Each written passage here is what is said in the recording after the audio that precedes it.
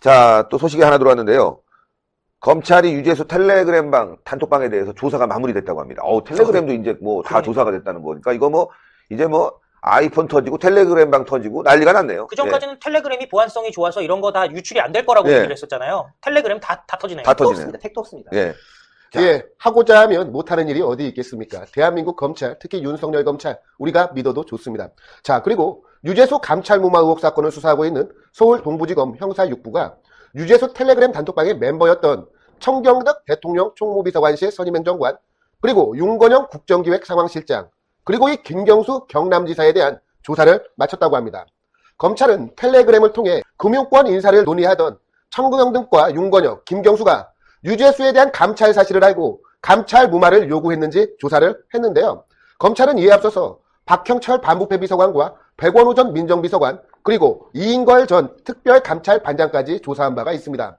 이를 통해 검찰은 이미 조국의 지시 또는 결정으로 감찰이 중단됐다는 취지의 진술을 확보한 것으로 알려졌습니다.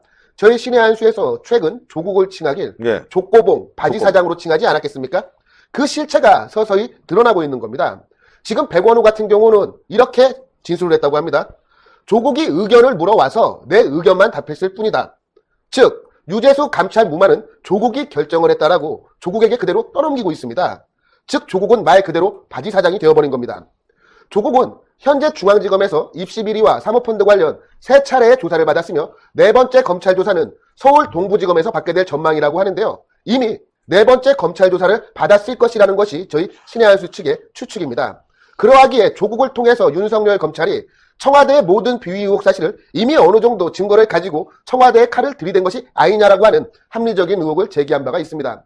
검찰은 이 조국에 대해서 이인걸과 박형철의 보고를 받고 유재수에 대한 감찰을 승인한 조국이 왜 갑자기 감찰 무마를 지시했는지 그 경위를 조사할 계획이라고 합니다. 또한 누구의 지시 혹은 어떠한 배경에서 유재수에 대한 감찰을 중단을 지시했는지도 조사할 계획인데요. 지금 드러난 정황들만 봐도 민정수석이었던 조국보다 그 하급자였던 백원호 그리고 청경덕 이 유재수가 말 그대로 권력의 코어로서 핵심적으로 활동을 했다는 것이 드러나고 있는 가운데 유재수에 대한 감찰을 중단을 지시를 한 조국이 어떠한 배경을 봤는지는 우리가 추측 가능합니다.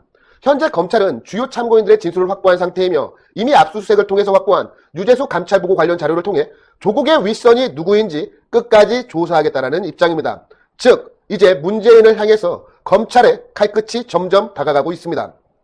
야, 진짜 이제 텔레그램방까지 조사를 했고 말이죠. 예, 텔레그램방에서 이제 여러 가지 내용이 나왔어요. 피의사실 공표가 되지 않기 때문에 내용을 뭐 알릴 수는 없겠지만, 예, 피의사실 공표도 안 되고 또 형사사건 공개금지까지 지금 돼 있는 상황이기 때문에 이것도 꽤 오래전에 한 건데 지금 이제 발표가 됐단 말이에요. 예, 참 이 정권이 말이죠. 감출 게 너무 많다 보니까 저희가 알아낼 수 있는 정보는 한계가 있지만 그래도 최선을 다해서 여러분들께 알려드리고 있습니다. 또 마지막으로 또 정기회원 얘기를 하지 않을 수가 없습니다. ARS 1877-1477 계속해서 많은 분들이 성원을 해주고 계신데요. 여러분들의 더욱더 가파른 성원을 통해서 하루빨리 저희 신의 한수가 10,000명 정기회원을 달성해야 될 것 같습니다. 그러니까 10,000명. 그럼요. 이 주식회사 민초커뮤니케이션 참 여러분들이 헷갈려 하시는데요. 저희 회사 이름입니다. 너무 당황하지 않으셔도 되겠고요. 정기결제 한 달에 10,000원 이상 후원하실 수 있으니까요. 1번 정기결제 많이 해주십시오. 그리고 신용카드가 있고 휴대폰 결제가 있는데요. 휴대폰 결제는 소액 제한이 많이 걸려 있으셔서요. 많이 걸려 있는 만큼 신용카드, 체크카드 결제를 저희는 권장하고 있습니다. 그리고 결제 금액 10,000원은 1번, 20,000원은 2번, 50,000원은 3번 선택하게 되어 있습니다. 그리고 신용카드 번호, 여러분들 카드에 앞자리 혹은 뒷자리에 16자리가 있는데요. 이거 그대로 그냥 입력해 주시면 되는 거고요. 그리고 유효기간 연월 6자리, 이거 많이 헷갈려 하시는데요. 여러분들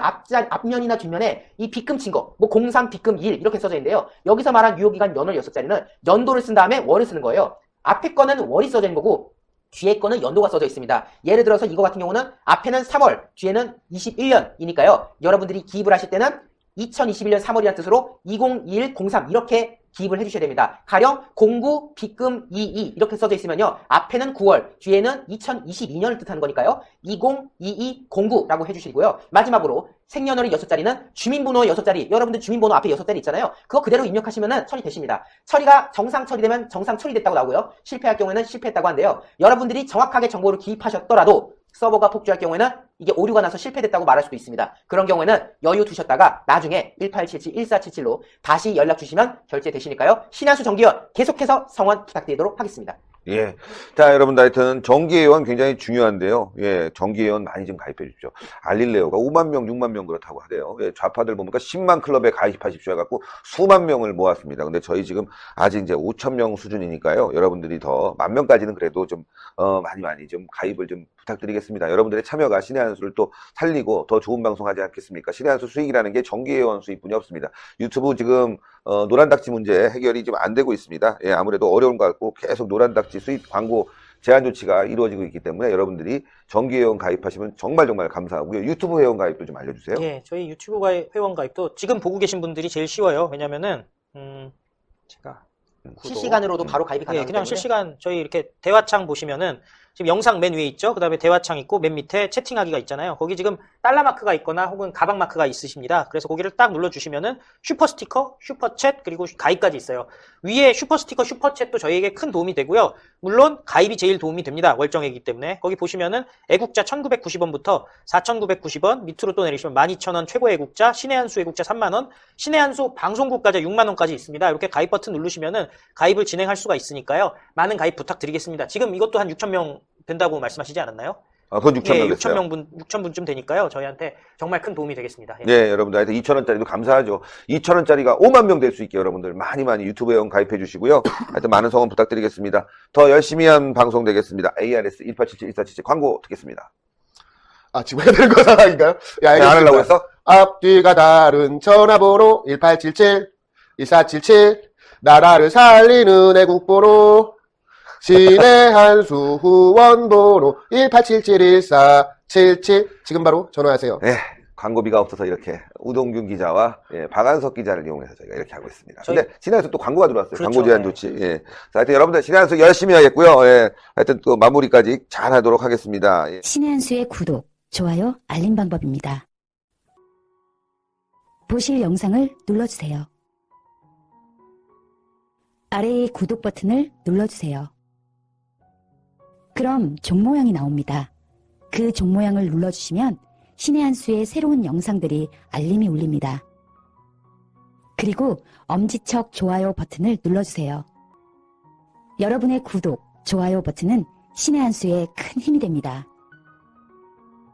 댓글로 여러분의 많은 의견도 듣고 있습니다. 응원의 댓글도 부탁드립니다.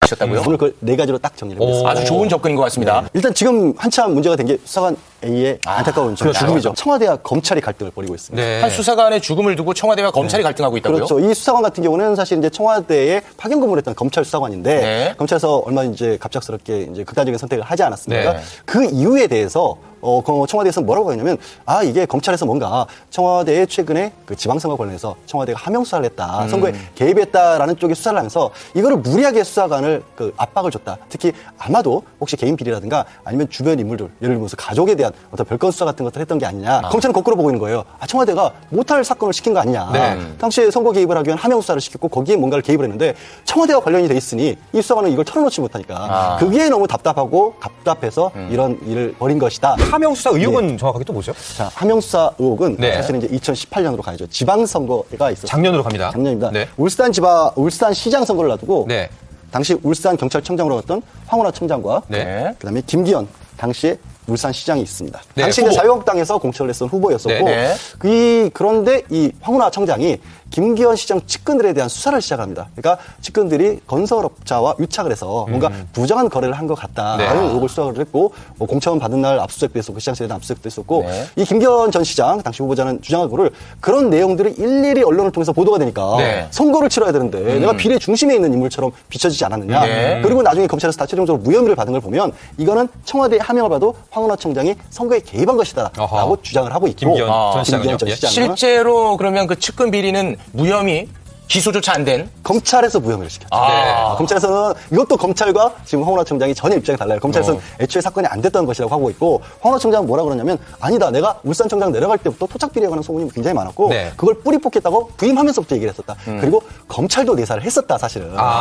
그리고 청와대 하명수사라고 하는데 이미 내가 이 경찰에서 소문을 다 가지고 이미 내사를 했었던 사건이기 때문에 청와대에서 이 첩보를 내려보냈다는 사실을 최근에 뉴스를 보고 알고 있었다. 그런데 이거를 나를 검찰이 이런 식으로 겁박을 하는 이유는 사실 사실은 울산청장으로 있으면서 이른바 고래고기 사건을 벌이면서 검찰과 갈등을 벌였기 때문이다. 자, 그럼 고래고기 사건 무엇인지 짚어주시죠. 세 번째 갈등이죠. 네. 고래고기 사건은 황운하 청장과 검찰의 갈등입니다. 그렇죠. 황운하 청장의 주장대로라면 이 황운하 청장이 울산청장을 했을 때 무슨 일이 있었냐면 2016년에 2년 더 거슬러 올라가는군요. 울산 경찰에서 울산이 대한민국 고래고기 유통의 중심지입니다. 근데 거기에서 무려 27톤의 고래고기를 경찰이 불법 포획된 것이다라고 압수를 합니다. 네. 근데 지금 고래고기는 공식적으로는 포획을 할 수가 없고 맞습니다. 우연히 그물 같은 데 걸린 경우에만 이제 유통이 될 수 있더라고요. 그렇죠. 그래서 네. 불법으로 포획했다라고 봐서 27톤을 압수를 했는데 27톤이면 돈으로 하면 얼마쯤 되는지 아실까요? 혹시? 40억이요. 네. 40억 원이다 보니까 굉장한 이권이 걸린 거였죠. 근데 이거를 경찰이 압수한 거를 검찰에서 이거 증거가 없어 하고 업자에게 돌려줘 버립니다. 검찰은 증거가 없다는 것이고 불법으로 포획한 거 증거가 확실치 않다고 해서 돌려줬는데 또 무슨 일이 있게 되면 그 이후에 실제로 이게 불법 포획됐을 가능성이 높다라는 게 또 다른 증거가 나온 거예요. 그러니까 경찰에서는 그리고 시민단체도 고발을 한 거죠. 경찰에서는 어떻게 봤냐면 이거는 이 검사 출신 변호사와 정관 예우를 받아서 뭔가 검찰이 부정한 결탁을 한 게 아니냐. 해당 검사가 봐줬다. 예. 그래서 황운하 청장이 검찰을 상대로 수사를 시작합니다. 결과가 신통치 않았어요. 왜냐하면 담당 검사가 수사가 시작되고 나서 해외 연수를 가시네요. 수사 대상이 없어져 버린 거예요. 네. 그리고 이제 경찰에서 추가적으로 사건을 밝히기 위해서 압수수색 같은 걸 해야 되는데 영장을 신청해도 검찰에서 법원으로 청구를 안 해주니까 흐지부지 됐던 상황인데 네. 하여튼 황운하 청장은 그때 일 때문에 미운털이 내가 박혔다. 검찰로부터 표적 수사를 지금도 당하고 있다라고 그럼 결론적으로 저 고래고기 사건 얘기만 들어보면 굉장히 석연치 않은 부분이 많은데 이 사건은 어떻게 종결된 거예요? 사실상 종결됐다고 볼 수 있어요. 왜냐하면 수사를 제대로 할 수가 없었으니까. 근데 황운하 청장 같은 경우에는 이거 내가 그대로 끝낼 수가 없다 그래서 얼마 전에 이 사건을 이름으로 해서 책도 내시기도 했습니다. 이제 다시 이 수사관 A 죽음으로 돌아가 보죠. 네. 수사관 A가 이 안타까운 죽음을 했는데 그 유품을 네. 유품이 경찰에서 원래 사람이 이렇게 갑작스러운 죽음을 맞게 되면 유류품들을 다 수습을 해서 이 조사를 하는데 그렇죠.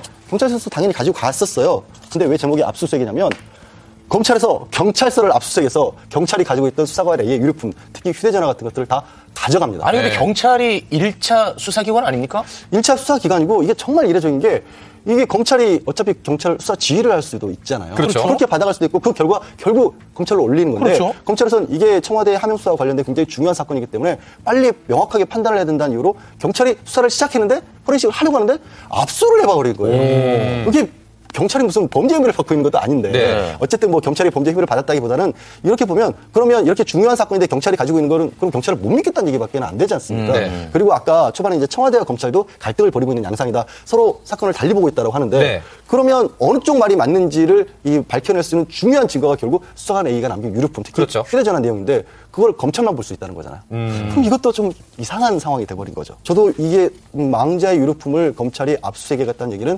들어본 적이 없습니다. 결국에는 의혹이 뭐 검찰에 불리한 증거가 있던지 아니면은 검찰이 뭐 증거가 훼손될 우려가 있어서 빨리 압수수색을 했던지 두 가지인데 네. 결국엔 두 경찰과 검찰 동시에 포렌식을 하면 되는 거 아닙니까? 예, 근데 그 기사가 났더라고요. 네. 그거는 기사에는 경찰이 포렌식하는 과정에 참관을 할 수 있게 해주겠다라고 하는데 그냥 지켜보게 해주겠다는 거예요. 내용을 볼 수는 없어요. 백원우 네. 전 민정비서관이라는 인물의 이름이 계속 언론에 나오던데요. 네. 안타까운 죽음을 맞은 수사관 A라는 분이 있고 백원우 민정비서관 얘기하는데 백원우 민정비서관은 노무현 전 대통령 연결식 때 혹시 여기가 어디라고 오느냐 사죄하라라고 했던 이명박 전 대통령이 네. 고함쳤던 그분이고요. 저분이 저렇게 있다가 문재인 정부 들어서 첫 민정비서관이 됐었고 네. 지금 이제 더불어민주당 민주연구원 부원장으로 있는데 네. 이 말씀드렸던 이 수사관이 청와대에서 근무를 했다고 했잖아요. 네. 청와대 민정비서관, 그러니까 백원우 민정비서관 휘하에서 일을 했었고 지금 검찰로 보기에는 백원우 지금 당시 민정비서관